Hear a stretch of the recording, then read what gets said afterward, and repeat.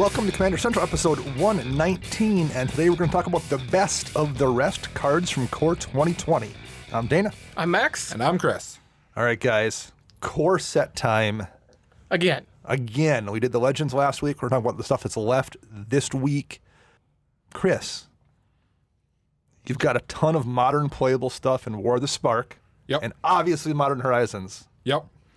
Any of this stuff from the core set remotely modern playable? Some of it is. Yeah? Like what? Goblin Rough Rider. Oh, sure. We're just talking about Yeah, it. we were. Give me Yeah. Goblin Lackey and I'll just be in heaven. You'll be good to go. There's other few ones here and there that could see niches, but nothing substantially that's Nothing sticking out. nearly as like game-changing as we got between War of the Spark and Modern Horizons. Yes. Well, you probably needed a breather from everyone's decks being completely overturned. No. No? I You love like doing it? that You like it? modern. Because then you just bring out old decks that people haven't seen in a while Yeah, that were yeah. missing a couple key pieces. Sure. And people aren't ready for it and you just get free wins. Sure, that makes Which sense. is kind of scumbag thing to do. I learned from Max. You know, Yay! the best of the best. And I don't even play Modern, and I'm teaching people. I still haven't entirely finished my Modern Horizons changes yet, and I've got to look at the core set stuff now. I just finished getting all my Modern Horizons cards put in binders. Yes.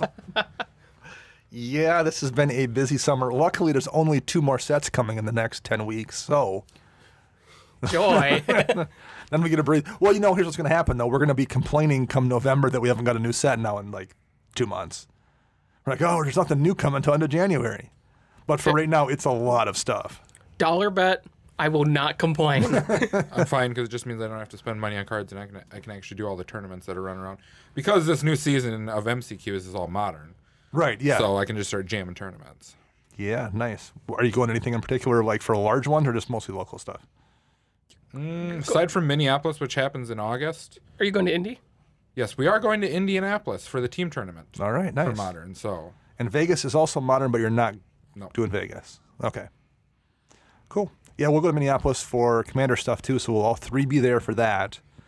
And Indy. We're going to Indy because Brainstorm Brewery's doing their thing there. Yep. So we'll be there for that weekend as well. We'll be in Vegas. Max and I will at least for all that. Oh, yeah. 9 days away.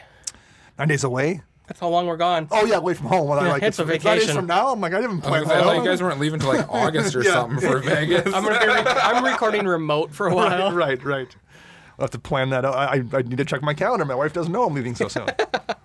Shh. Yeah, so we have a pretty busy summer coming up too. And it's already been pretty busy. So Yeah. that's good. We're between all the cards and all the travels and everything, things are hopping around here. Well, it's already July, and it doesn't feel like it's already July because we've Right. had cold until the last week of June. Right. Well, and you just told me our 2-year anniversary is coming up. In August. In August the for a week show, we too. leave for Vegas. Oh, man. Yeah. 2 years. 2 years, Chris. That's insane. You're full of crap. No. No, I'm not. Yeah, which makes sense, but I didn't realize it was coming up on us this quickly. Neither did So- I till I started. I'm like, oh, I need to probably check when that is. Yeah, good thing you keep track of us, Max. I try. Max is the show mom. He Aw. keeps everyone I don't bring snacks. everything though. running. Doesn't bring. He brings grapes and orange slices for everyone. And Oh, by you're that one we of mean, those moms. No, I bring whiskey and beer. All right. I'm the dad. You're the bad mom. You're the drunk mom. Okay. Sorta. Sort of, just a little bit. Well, if you want to reach out to us and tell us about what you've been doing on social media, how'd you do that, Chris? You can find us on the Twitter birds at CMDR Central. You can find us on Facebook by searching CMDR Central. You can find us on YouTube searching CMDR Central. And you can find us online at cmdrcentral.com. You can also head over to patreon.com and search CMDR Central, where you can check out our different reward tiers. And if you are so inclined and able to support us financially, we would greatly appreciate We that. absolutely would. We have a couple of our contests going on right now for the month of July. If you are a patron supporter by the end of July, you will be entered in to win an oversized 2-headed dragon that Chris is graciously showing off the correct one now. And you'll all get to see this when we move to video in about Absolutely, a month. yeah. So that'll be great. So the 2-headed dragon is actually for Twitter, not for Yes, Patreon. yep. Thank you, Chris, for distracting me. His shirt does say, warning, you can go blind from my pure awesomeness. And that is so true. Hey, maybe that's what happened. But for Patreon, we're giving away a bundle of Core 2020. Yeah. The set that we're reviewing here today, the best of the rest. Yes. You can also find us on Teespring if you want to sport some sweet Commander Central merch. Yeah, head over to teespring.com and search CMDR Central. You'll see our 2 T-shirts with our logo and the game's got to the end slogan. And in the next week or 2, you'll see the Scumbags Unite. All right. Trash card, and we got to figure out something for Dana.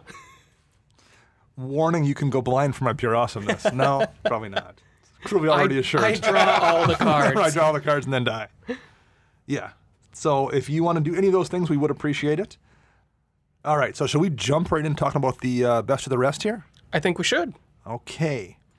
So let's talk about some cards that we ourselves kind of like. I think we picked ones in maybe different ways too. Max, you went through and got one from each color. Yep. I tried to find ones that I hadn't heard anybody else really talking about very much. And Chris, what'd you pick here? Just cards that you liked? Pretty much. All right. You gotta think I don't really listen to too much, or You don't pay. That's right. Yeah. You're not a podcast guy, really. Nope. So Max, start us off here. What's the first one you talk about? My first one is going to be Brought Back. Oh, the white. Okay. out of all the white ones, I think that was the best one that I like too. So this is an instant for white, and it says choose up to 2 target permanent cards in your graveyard that were put there from the battlefield this turn and return them to the battlefield tapped. 6-man Armageddon. Play this. Get 2 lands back. Feels so good. Follow the Thran. Yeah. So Faith's Reward brings back all the things in your graveyard for 4 mana. Yes. Why would you run this over Faith's Reward? I have an answer, but I'm asking you. Honestly, Faith's Reward to me is a lot more. You have to plan for it.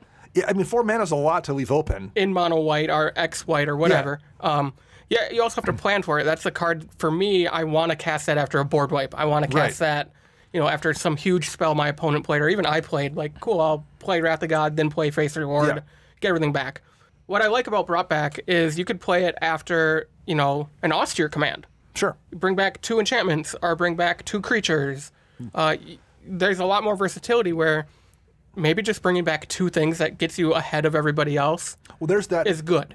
There's those times with austere command where you're like, I really want to pick enchantments and artifacts, but man, I need this Phyrexian Arena to keep drawing because I'm down to 1 card in hand. And I just need to draw 2 per turn, and I don't want to cast it and lose my arena. This solves that problem. Austere command, and then you can deal with that and bring that Phyrexian Arena back or bring back those things as well. For me, the big thing, if you're leaving up 4 mana, you better have something else to do with that mana if you don't need that Faith's Reward. It's way easier to leave 2 mana up and not have it feel like you've blown a half your turn saving mana for a Faith's Reward. Yeah. If you don't need it, you don't need it. If you do, great. It's also like, how often do you sometimes leave 1 mana up for Swords to Plowshares, and then you don't cast it because you don't feel bad about not casting Swords to Plowshares? It's kind of the same thing here. You leave your 2 mana free. If I need the swords, I use it. If I need Brought Back, I use it. If I don't, I move on with my next turn, and I'm not really down that much. Exactly. Faith's Reward doesn't work that way because whenever I've tried it, that's the problem I've had. I don't want to leave 4 mana free. So I like this card a lot. Do you have any decks where you're thinking about running it? I might try it in Dramoka, but I'm for sure That's what I was thinking. I'm for sure gonna put in Tuvasa. Oh, sure. Makes sense. Oh, yeah. Yeah, that makes sense. Brings back 2 enchantments, brings back Tuvasa if I put her in the graveyard, stuff like that. Okay. Someone deals with your ridiculous Nihilus Colossus, and you're like, nope, nope, nope. Yeah, I like that. Chris, what's your first card? So do you want me to talk about random obscure cards or cards I'm sure someone else has already talked about? Whatever you want to talk about. Okay, let's talk about this wonderful 1 mana artifact. 1 mana artifact. Okay. That equipped creature gets +10/+10. Oh, yeah. And loses flying. Equip for 8. Now, everyone's going to look at this card and say it's a trash card. Which, yes, it's a trash card. Yes. Horrible card. Except. Except, if you're playing a mono-white, like Balin, or anything that's got like, what is it, Silverblade? Not Silverblade Paladin, but the other one. Pure Steel Paladin. And you just equip the stuff for free. Oh, for 1 mana, let's go, ka-ching! Now my guy's +10/+10. Yeah. You don't run this in a deck unless you are playing Balin or you're playing one of those equipment decks that have multiple ways to equip stuff for free, and then you just kill somebody. Yeah, when I saw this, I was like, really? And I'm looking at the equip cost, I'm like, doesn't even matter to me. Right. That doesn't even matter to me. Just the casting cost for this and the ability that it gives is so powerful in the decks that are going to want this. If you're playing Balin and this isn't in 100% of the Ballon decks and EDH Rec, you're doing it wrong. Especially You at an screwed up. uncommon. At an uncommon. It'll be an uncommon core set. Yes. This will be a 22-cent card, and it should absolutely be in your Ballon deck. Oh, that's when I was reading through all the cards and I looked at this one. I was just like, I want to do this so bad to somebody. And I don't remotely feel bad about dying to it because you're like, oh. Man, that Ballon has double strike, and you just gave it. Like, Yep. I deserve it. You got me. Well played. I also like that you can pair this with Hammer of Nazan. That lets you equip it to anything for free as long as Hammer's out. There we go. Hammer. There you go. Oof. So good. Yes. And so trashy. It's a horrible card in any other But deck. I love cards like that are bad, but like this one or two decks, they're phenomenal. I love cards like that. Good pick, Chris. My first one here I want to talk about is an uncommon as well, Cryptic Caves. It's a land. I did look at this one too. Cryptic Caves taps for a colorless, doesn't come into play tapped, and you can spend 1, sacrifice Cryptic Caves, and draw a card. Activate this ability only if you control 5 or more lands. So I don't think this is a card that for the most part you probably don't run in a ton of decks. Maybe in mono white or something where like you're going to treat it kind of like a Mind Stone. When I get to turn 7 or something, I don't need the mana that badly. I'll just draw a card off it. But until then, it doesn't hurt you. It's giving you some ramp. It doesn't come into play tapped like a cycling land does. So I think, number one, if you're playing a cycling kind of land and you're not abusing cycling as an ability, this is probably better because it doesn't come into play tapped. And you can use it whenever it's convenient until then. But where I think it's actually kind of good is if you're playing one of those landfall-ish decks, whether it's Windgrace or Enden deck or whatever, where you are already running Crucible Worlds, you're already running Excavator, you're already running World Shaper, you're already running like Spun Reclamation, like you have like 5 or 6 ways in your deck already to bring lands back from your graveyard, then this just becomes 1 mana draw a card every single turn, if not twice a turn or 3 times a turn in some of those decks. So I think it's very, very narrow. I think it's kind of a decent utility, maybe in mono white. And I think in those decks, it's a really nice little piece of tech that you can reuse and draw some cards repeatedly. So I think it's an uncommon. It's going to be a sleeper little sneaky card that like is going to be super annoying in a whole ton of decks. And it's really tough to deal with aside from graveyard hate too. You can't strip mine if they have 1 mana free. Right. They'll sack it and your strip mine's blown and they still draw their card and they'll bring it back from their graveyard whenever it's convenient and you can blow it up. I honestly think this is just a card you just ignore and let them do their What are you going to do about it? Right, you have to let them draw their cards, and that's what it is.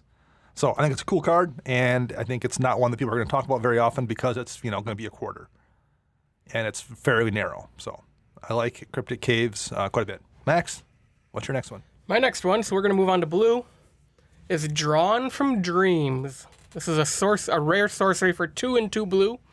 Look at the top 7 cards of your library, put 2 of them into your hand, and the rest on the bottom in a random order. So it's basically the non-delve version of Dig Through Time. Dig Through Time. Yeah. Which Dig Through Time is a great card, but like there's been times in Commander when you've had to cast it for the full cost because someone's hit your graveyard or whatever. So this has less of a downside, less of an upside, but also less of a downside. Yeah, I think it's one of those cards that, for 4 mana, look at 7 cards and pick the best 2. That is just solid. And if you're playing some kind of a blue-ish deck that's running like Approach or something, it's 1 more way to dig down and hit that Approach for the second cast. Yep. Yeah, I like it. It's a good value card for 4 mana. Chris is smirking at me because he knows what I'm putting in Brago for a win condition. Is Approach going to go in there? Yeah. That makes sense. Well, and also, one of my favorite cards in black is Read the Bones, because you get to scry 2 and then draw 2 cards. So you get to look at those 2, make a decision if you want one or the other, then dig down. I mean, this is 1 more mana than Read the Bones, essentially, in blue, and you're digging down 7 to get 2 cards instead of scry. It's better than a scry, essentially. So you're paying 1 more than Read the Bones to dig a lot deeper to take those 2 cards, and you're not paying any life for it. Yeah. Yeah, it's actually pretty good. I mean, the downfall is it being sorcery. It is sorcery speed. Which always bothers me with blue card draw spells, that they look good, but they're sorcery speed, so it kind of hinders them into how powerful they could be. Because you can't do that thing where you're like, I'm going to hold counterspell mana, and if I don't need it, draw 2 cards or something. That's the beauty of blue's instant speed draw. I am super curious if this will see standard play or not. It's right on the fringe, in my opinion. I like it, and I'll be curious to see it in Brago with Approach. Yeah. It's a good deck for Approach. I like that. It needs a win con, One to be honest. additional one other Yeah. yeah, no, that makes sense. Chris, what's your next one? I'm going to talk about my favorite card that we didn't talk about, and I'm sure everyone's already talked about. All right. Because I'm a red mage, through and through. Yeah. There's this wonderful thing called the Bag of Holding. And you're a D&D player. Yes, and I am a D&D player. Which, speaking of that, we might have put someone in a bag of holding once, and that didn't turn out too well. But that's besides the point. Whatever floats your boat, man. So, Bag of Holding is a 1-mana artifact that says whenever you discard a spell or discard a card, exile that card from your graveyard. Now, for 2 colorless mana and tap, draw a card, then discard a card. Now, for 4 colorless mana and tap, you sacrifice the Bag of Holding, return all cards exiled with Bag of Holding to their owner's hands. I just want to go this on turn 1, turn 2, Tormenting Voice, or Cathartic Reunion, and then crack this later on and get those cards back. It feels so good. So this is going in Alesha, I think. You know where it really feels good? Mono white. After you wheel. Yes! Oh my god! And you discard all those cards, and then like 2 turns later, you're like, yeah, I guess I'm going to draw 17 off the 2 wheels I did or something. Oh, gross. Yes, I really, really like this card. I do think the danger of it is going to be someone playing like mono white or something, and they're trying to use it like a value engine and like get 1 or 2 cards, because I think it takes, if you don't have a way to do cheaty stuff like Faithless Looting where you're discarding cards to it, Yep. I think it's too slow. But I think in a deck where you're doing those kind of things and you have a bunch of those effects already, it's really, really good. Yeah, as I said, as being a red mage, this fits that perfectly because your red card draw is to discard, draw then discard. It makes the things you're already doing, like Looting and Cathartic Reunion and Magmatic Insight, it makes those cards that you already have better. You change nothing about your deck. You already have a couple wheels in that red deck because you're running Wheel of Fortune and maybe, I don't even, Wheel of Fate or whatever. You've already got your handful of looting spells in there. And this just goes in the deck without changing anything, and there's going to be times it draws you 10 cards. Feels so good. Yeah. I like that. That's a cool card. It's a rare, and it's, again, core set rare. It's going to be $1 when all is said and done. I don't think it's going to see play anywhere aside from Commander. Yeah. Looking right now, it's pre-ordering for like $1.70, and it hasn't been opened yet. Once those packs get cracked, this will be a 50-cent rare, and there's just no downside to at least trying it out in your decks. Good call. My first one here is Blue Spell. Instant speed, but it is 6 mana. Masterful Replication. Choose 1. Create 2 3/3 colorless golem artifact creature tokens, which is a mode I probably won't choose that often. Mm-hmm. But I may, but probably not. No, you won't. The second mode, however, choose target artifact you control. Each other artifact you control becomes a copy of that artifact until end of turn. And I play Collector Oofy, and he can't activate. Right. I'm going to try it out in my Vela deck for sure, but I think there's a lot of artifact decks that make a good amount of tokens that want to try it out. This is the kind of thing where there's going to be those games where someone's like, okay, I'm going to pass a turn. All they have is that Wormcoil Engine out and like 12 mana rocks. 8 treasures and 4 mana rocks, but who cares? I'll be fine. I can take the Wormcoil Engine. And they're like, Masterful Replication. I've got 17 Wormcoil Engines. And you're like, oh no. So I'm a fan of this card.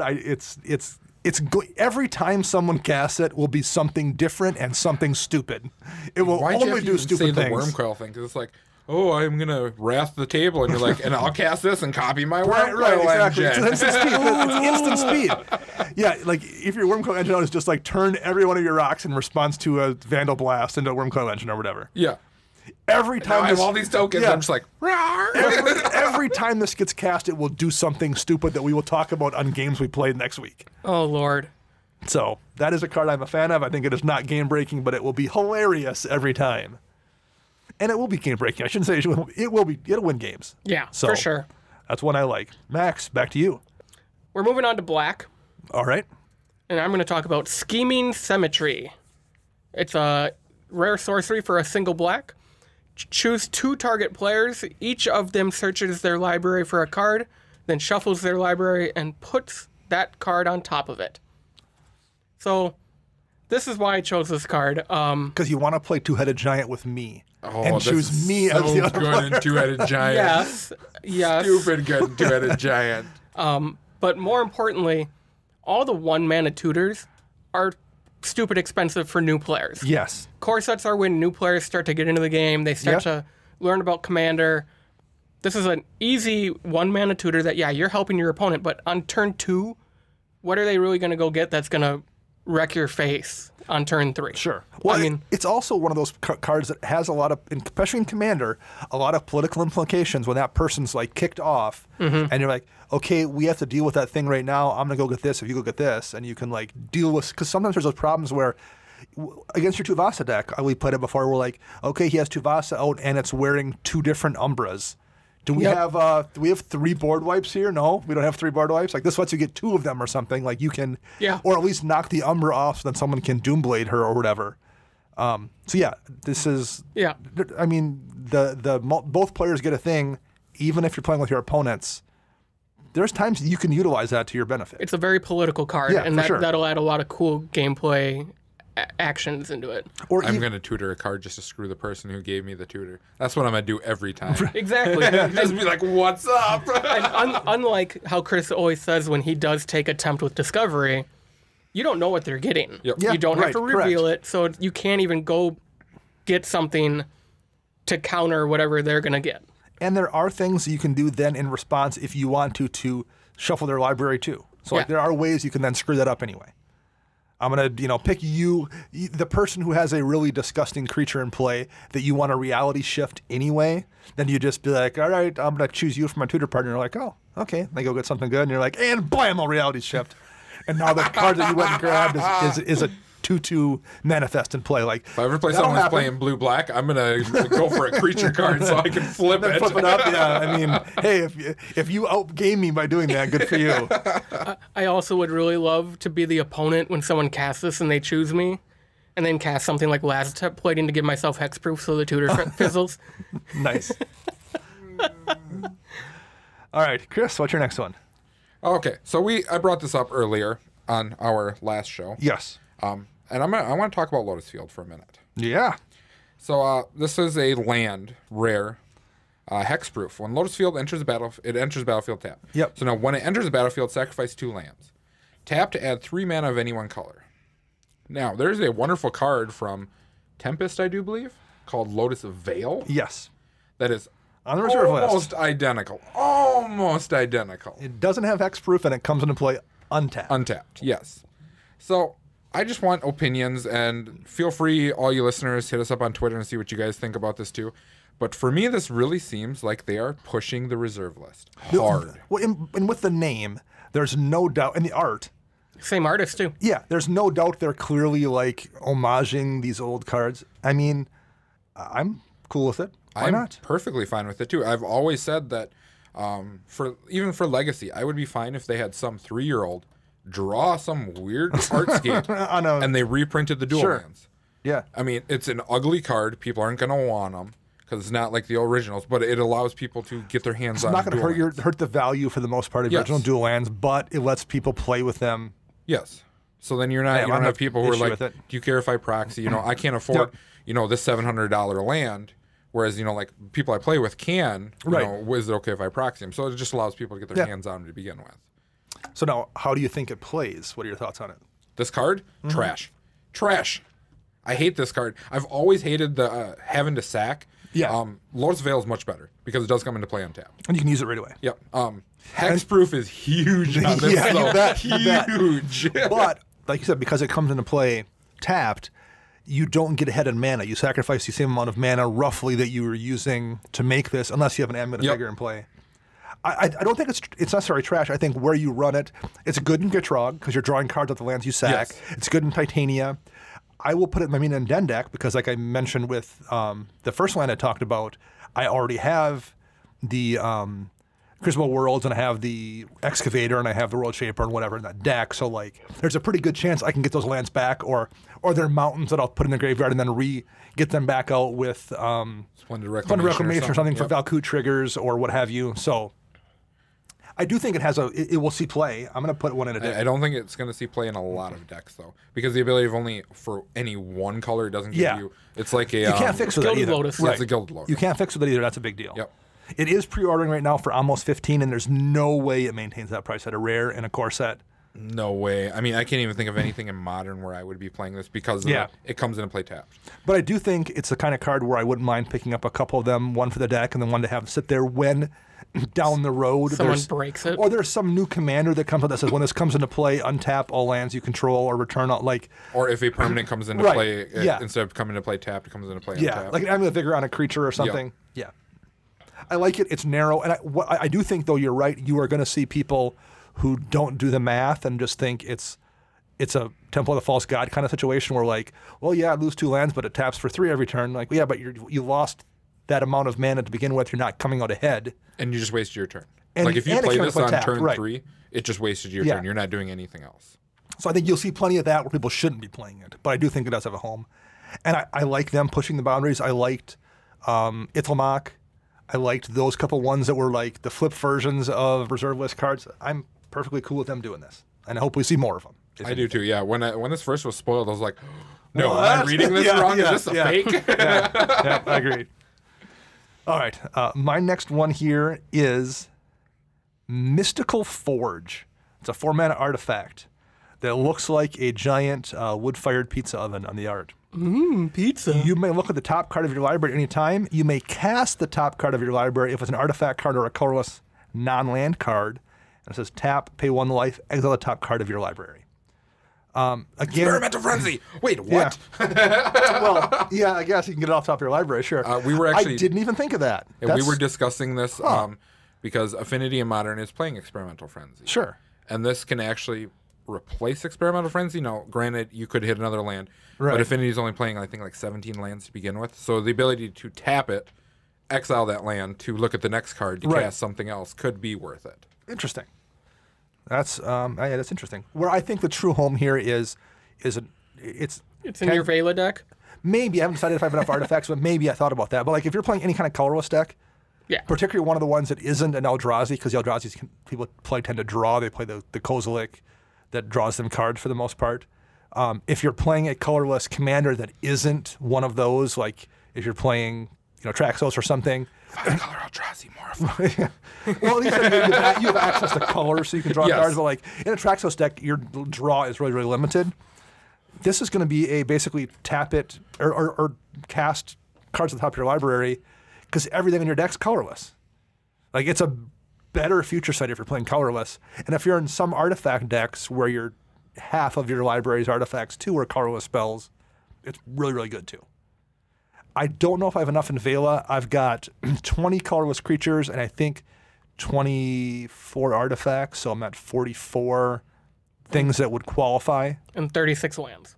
Roughly. So lands wouldn't count because it doesn't give me lands. So yeah, basically it's going to get me roughly 4 out of 10 cards that would qualify. I don't know if that's enough to justify 4 mana for it. Yes, there'll be those times when like I happen to hit 3 in a row that are 4 in a row that are great, but like I think I'm better off with just Bolus of Citadel in that deck if I could, Yeah. because then I don't have to care what it is. I can just play it if I want to, pay some life. But the colorless deck, like because you've talked about building Traxos before, I've seen Traxos lists, I've seen Hope of Jiriper decks. This is a house in those decks. Yep. So I wanted to point it out because I haven't heard many people talk about it. And again, Which I am super surprised because as soon as this card was spoiled, my chat for our team blew up with this. But that was all modern stuff for the most part, right? Yeah. So Max, back to you. What's next for you? My next one is a multicolor card. Okay. Sky Knight Vanguard. I feel as if you have a home for this. No, I don't. You don't really? Okay. That deck got tore apart. Oh, that's right. That's right. It's a red and a white for a uncommon 1/2 human knight. It has flying. And whenever he attacks, create a 1/1 white soldier creature token that's tapped and attacking with it. Whenever he attacks. Yes. And he has evasion. Yeah. So you're not like doing suicide attacks just to proc a token. No, I mean, these Sky Knights, they know what they're doing in the Boros Legion. I will say this. We mentioned it before a little bit. There's a lot of wolf stuff we've got recently, but like there's been a ton of knight stuff in the last couple sets, and I feel like there's a knight commander coming. Not more fun. Like I think there's a knight commander coming. There's just so much knight support in between from Dominaria to now. It's gonna come and it's gonna be absolutely horrendous, and we're all gonna. Man, I hate hope it. not. I'll be bummed. It happens all the time. Yeah, it does. You're right. You're right. They did. They do that. They're like, oh yeah, we got all this now. We're gonna print this guy. This is awesome. Everyone's gonna love this, and everyone looks at it like, no. They've been getting better. Like we had like Griff Shanab, the Graph Widow, was a bad spider commander, so that happened. But like they've kind of gone through and like because we had a few of them in a row. The werewolf commander was bad, but they've fixed it. Like we finally got a good Hydra commander. We got a good bear commander. They've started actually kind of being like, oh, people need to actually care about these in commander. We can't just go, wee, it's your new spider commander when it doesn't care about spiders, or when it's your new wolf commander when it's bad with werewolves. Well, that's the thing, and this is just speculation on my part, but I really think that they're thinking about that now because yes, for sure. Otherwise they turn into just random draft chaff. Because they don't see play in Constructed, so why not try to push it towards Commander where they will see play, so they sell, because I don't care what anyone says, Wizards care about they care about the secondary. Well, so the new CEO was brought in 3 or 4 years ago now, and the lead time on these sets takes several years to come out. Yep. I guarantee, I don't work there, I know nobody there, but I've worked for companies that are large before. I know roughly how it works when a new person comes in running a company. They have meetings to get caught up on what's going on. I guarantee at some point in a meeting, one person told him, these are our big sale drivers. We sell a lot of cards for this. Commander is probably our biggest format. We sell a ton of things for this. And then he had a meeting later on saying, okay, what are we doing to hit these markets? And at no point did anyone say we're making stuff for Commander in Standard. And he said, why are you not making cards that sell to your biggest demographic in every set possible? Yep. I guarantee that conversation had, because if I'm him, that's what I'm doing. I'm like, why are you guys not putting Commander stuff in those draft chaff slots in every single set? Because it turns into, then stores are going to buy more products. Absolutely. Because they want to crack more packs for their inventory. Or they're going to buy more cards from people, which then in turn turns into more products that they're going to buy. Yeah. So... yeah, I guarantee that conversation happened, and we're seeing the rewards of that now as Commander players. We're like, oh, well, we got to print these 3 things and to fill these holes. Let's actually make them Commander cards, because why not? There's no downside to it. Exactly. So that definitely is something that happened. Whose turn is it in my big tirade? That was my turn. I'm sitting over here. Chris. I'm sitting over here. I'm staring at a card called Planar Cleansing, which everyone knows what it is. That's not a new card. No, and I'm just looking at the art going, man, those people are screwed. Because they are just like getting whipped around and flown through the air. It's really sick art, but that's not one of my cards. We're not in Kansas anymore. So, Chris, what's your next card for us? Negate. Let's see here now. I have a couple of them. Which one do I want to do? I guess I'm going to talk about the Hydra. I think that'll be the one that I'll talk about. So we have Voracious Hydra, X and double green, for a Hydra. Ah, surprise! Nice.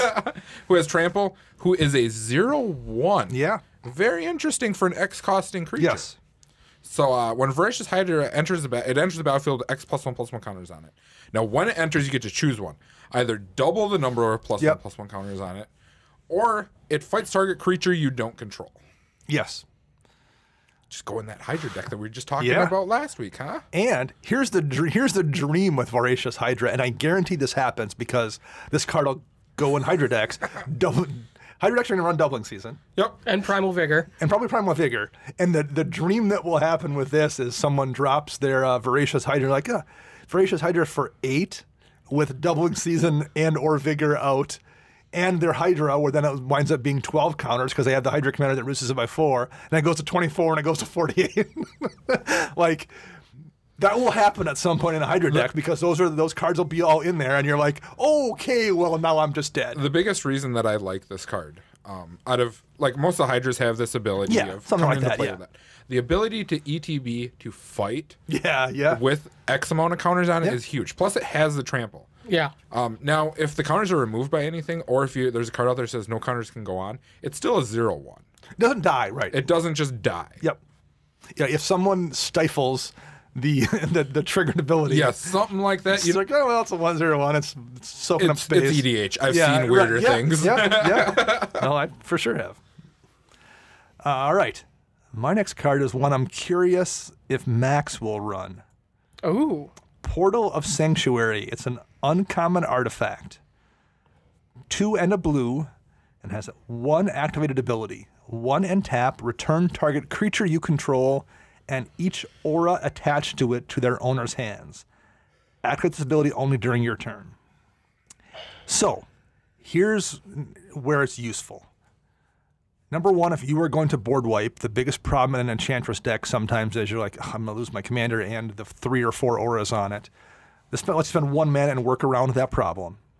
But you also sometimes get to that point in an Enchantress deck where you just don't have anything in play, or you're like, man, I have these 3 auras out and my 1 Enchantress, and I need to top deck an aura to get the chain going, and you top deck that land, and you're like, okay, well, land and whatever.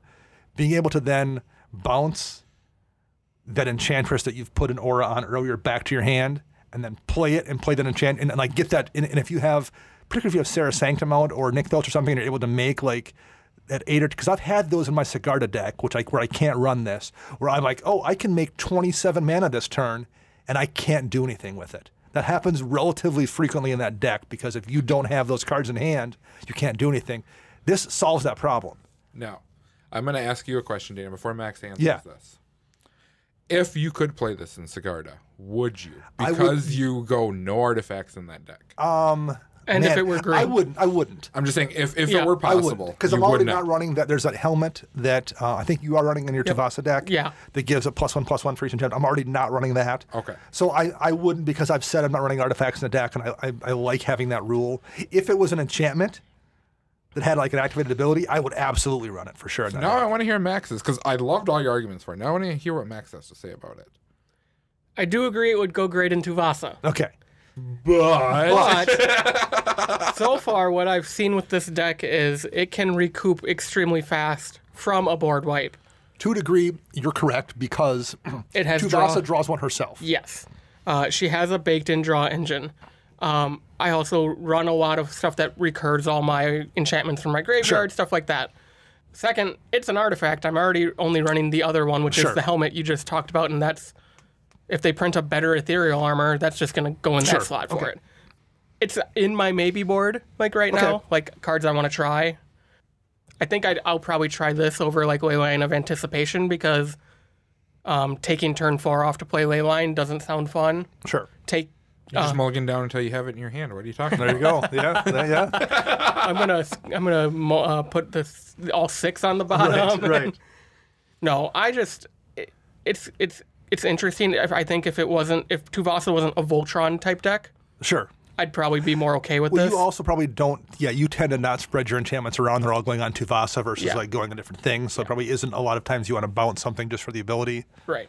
And the fact that a lot of my enchantments give her hexproof, are indestructible. So she's already pretty well protected for those type of scenarios already. So it's worth a try, and I probably will try it at one point. Okay. I don't know if it'll stick in the 99, though. That's fair. Max, since you've been talking about cards, we'll go back to you. I have a green card. It is an instant for 5 mana, 3 and 2 green, and it's called Shared Summons. Yeah. Search your library for up to 2 creature cards with different names, reveal them, and put them into your hand, and then shuffle your library. It works out pretty nicely in Commander, where they always have different names for the most part. Yeah. So I really like this. Green doesn't get a lot of tutors. At instant speed especially. At instant speed, I mean, you have Worldly Tutor, but that goes to the top of the deck. Eldorami's Call is green-white. You still have to reveal it. That goes to your hand. Yep. This is just a nice mono-green tutor for a creature deck. Your Hydra deck, your Elf deck, your, Dromoka. Yep. No. Tuvasa to go find Nylea's Colossus and an Enchantress. And That's when I was playing Euro, that's the reason I ran Worldly Tutor, was strictly for the ability to tutor up an Enchantress. Enchantress, yeah. That's why I have Worldly Tutor and Green Sun Zenith in my deck to go get Argothian. Yep. Because it's protected too. That's like, if I draw one of those, it's basically a second copy of Argothian Enchantress. Yeah, it sets up your card drawing. Yeah. So. Yeah. Agreed. Good call, Max. Particularly in that deck too, getting an Enchantress and go getting Nylea's Colossus. Yep. You go get a draw engine and a win condition. Most of my creatures in that deck are enchantment creatures. So worst case, I'm drawing 2 draw spells. Yeah, good point. Yeah, you can go grab Corsair Crufix or go grab Aegis of the Gods and something like. I don't run Corsair, but sure. What's the draw enchantment creature that has Constellation? That's not Aegis or not Corsair. It's Idona Blossoms. Yes, I would go grab that. Yeah. Good call, Chris. What's next for you? I'm gonna talk about a card that I am curious about, and it's not for Commander purposes. Now, when you brought this up to me, you said cards that would be popular. Sure. And this is something, since we were just talking about, I don't know if this was on air or not, I think it was, about standard in the Planeswalkers and everything. So I want to talk about Shifting Ceratops, which is a 4-mana, 5/4 green dinosaur. This spell can't be countered. Has protection from blue. Now, for 1 green, Shifting Ceratops gains your choice of Reach, Trample, or Haste until end of turn. Now, since we were just talking about how the Mythic Championship was all these Planeswalkers duking it out and everything, why not play a card that's uncounterable, can't be targeted by Teferi or anything, can give it Haste, and just come through and start beating face for 4 mana? Yep. I mean, if I'm playing dinosaurs, I'm running this too, and I can ban in Commander, I would run it in a dinosaur deck for sure. Yes. I mean, worst case, it's a 5-mana 5/4 with haste. Yeah. Yep. Paying that one to give it reach for a defense, that's awesome. Pro blue is legit an issue in a lot of decks too. That's a problem for plenty of decks to deal with. Yeah, this one just, after looking at this whole set and seeing what people are playing in standard-wise, and green has been a big color that's really coming up hard, this card really, I think, I'm specking on it that it's going to be played a lot. Yeah. And just generally speaking, we haven't mentioned this, but I'm glad to see protection back. Yes. Melissa Del Toro, somebody asked her about it on Twitter, and her response back was the main reason they brought it back was they figured out how to, in reminder text, sum it all up in one sentence. Because it now says, this creature can't be blocked, targeted, dealt damage, enchanted, or equipped by anything blue. And they figured out how to do it in one sentence to make it explainable, and that was one of their main thoughts. Is no one an English major at Wizards? But she also said one of the things they're also going to be careful with is to not put it on things that then become accidentally Too good. Too good, like, what was the dragon from Stormbreath Dragon? Stormbreath Dragon. Where I just the protection winds up doing way more than they intended. So she said Because it's 90% of your removal is white. Yeah. And, She said they're going to wind up using it mostly for intentional color hosers out of the sideboard. Which, this case, you're playing against a Teferi deck, this is that. Yep. But it's also useful in Commander, I think. That's a good card. My question, obviously, all the comprehensive rules aren't out yet because we're doing this before the pre-release. Are you able to activate that ability more than once? Could you give it haste and trample if you had 6 mana? I would assume so. That's a bonkers. I like that. Because it doesn't say only activate once per turn. Right. Yeah. Yeah, I would That's guess cool. so. Yep. Yeah, that's a cool card. That's a good pick, Chris. The next one I want to talk about, I need to talk about Blightsteel Colossus first, just for a second, in a completely unrelated way. Wait a minute. That's not. I was about to type this in and be like, I totally did not see this. What's going on? So Buy all the boxes. I do have one problem with this card, and it's the Blightsteel Colossus problem to a degree. Blightsteel Colossus is named Blightsteel Colossus. There also exists in the same plane a creature called Darksteel Colossus, which has the same casting cost and the same power and toughness, and it's also indestructible. Therefore, given the history of the plane, you would assume Blightsteel Colossus is a Phyrexian infected version of Darksteel Colossus. Yes. Except for the art on Blightsteel Colossus Is way better. Is Platinum Empyrean. Oh, it is. It's a Platinum Empyrean art. Which makes no sense. It's clearly supposed to be, like, based on all the stats on the card, it's supposed to be a Darksteel Colossus that's infected, and they painted a infected Platinum Empyrean. And that drives me nuts. So, I want to see how you connect these dots. I'm curious where he's going with this, too. so there's a card from, it is in M12 that sees a lot of CEDH play, but I think it's a pretty legit general EDH card called Autumn's Veil. It's an instant speed green spell that says spells you control can't be countered by blue or black spells this turn. Oh, I know where creatures you're you going. control can't be the target of blue or black spells this turn. And this set, we get a really useful card that should be called Summer's Veil, but it's called Veil of Summer. And I will never forgive whoever at Wizards made that decision. So all of that 5-minute unnecessary rambling from me aside, Veil of Summer is an instant for 1 green mana that says draw a card if an opponent has cast a blue or black spell this turn. Spells you control can't be countered this turn, and you and permanents you control gain hexproof from blue and from black until end of turn. So basically, this is a spell that you hold in your hand until someone tries to counter your spell or destroy one of your things with a blue or black, and then you just stop that from happening and draw a card. I think it's really, really good. It's going to be better in CEDH where, like, those guys are trying to protect their combo, and if you don't have blue, you need ways to stop someone from stopping you. But I think in regular Commander, I think Autumn's Veil is a pretty playable card as it is to save your stuff, and I think Veil Summer is a better version of that even. I mean, worst case, you cast Read the Bones, I'll cast Veil Summer just to draw a card. Worst case, it's a cycling effect where you spend 1 blue mana and draw a card to turn it into something else if you don't need it. Right.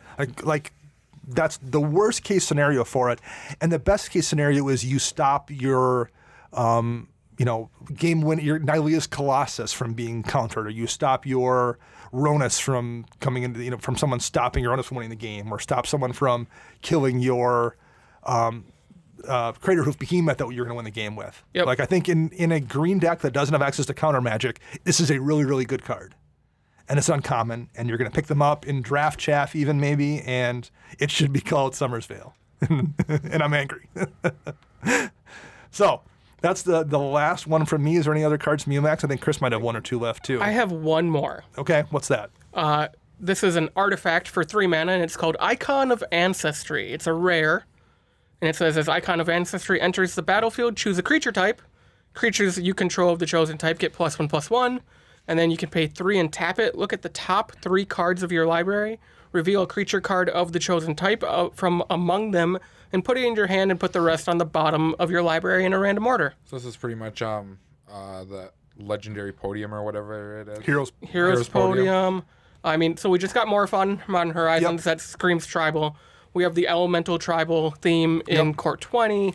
We have some, a bunch of tribes in standard. There's some goblins going on. A bunch of wolves that came out, a bunch of knights. Merfolk for another couple weeks. Goblins, if you're Chris. Yep. You guys are still missing like the key one that came out in Modern Horizons. I'm sorry, Slivers. Slivers. Yeah. Yep. So this just is another good tribal card. It goes up there with Vanquisher's Banner and Coat of Arms and well, generally, what's the artifact from that commander set that's like $10? Oh, the blue. No, just the mana rock that you name a creature type and at your beginning of your upkeep look. Oh yeah. Sorry, everybody. Yes, we all have. You all know it, and you're all yelling you're at yelling us. at the screen, yelling at the radio right now. The radio. In their car. Wow, listening to showing us your age over in here. in their car because they've synced via Bluetooth and are streaming through their car radio. You want to know how lazy I am? I still haven't hooked up the Bluetooth in my car. It's all built in, and I'm just like, nah, whatever. Well, in the going rate for the most part for any kind of an anthem is usually 3 mana anyway, even in colors. Yep. I mean, I spend it's 2 mana for favorable wins in my Tauron deck just to give my flyers +1/+1. Now this wouldn't work in that deck because it doesn't do me any good because there's no Drakes aside from the ones I make. But Herald's Horn. That is There the we card go. I'm thinking Yeah. of. But yeah, if you're playing a Soldier's deck or an Elf deck where you have any kind of density of creatures of that type, where it buffs them, like I wouldn't want it in Sphinxes because giving that 6/6 +1/+1 is pretty meaningless when I only ever have 2 or 3 creatures in play. But you can look for more. But the odds all 12 of them that you run. Right. But no, like if you're playing goblins or elves or something where you have like 25 or 30 of those creatures in there and they're all small where you need the anthem anyway, it's great. Yeah, for sure. So, good call. Chris, what else you got here? Are you tapped out? No mas. Anything else from you, Max? I'm no moss as well. No mas as well for myself also. Okay, so that's the best of the rest. And there's obviously, like, we say best of the rest. The red elemental knight. All the Cavaliers are pretty good. The Cavaliers are Yes. good. The red one's insanely good. It does like 14 different things that are all useful. So like we could go over all those cards, but we tried to kind of stick to stuff that people for the most part aren't going to be talking about. I think the Red Cavalier looks the best too.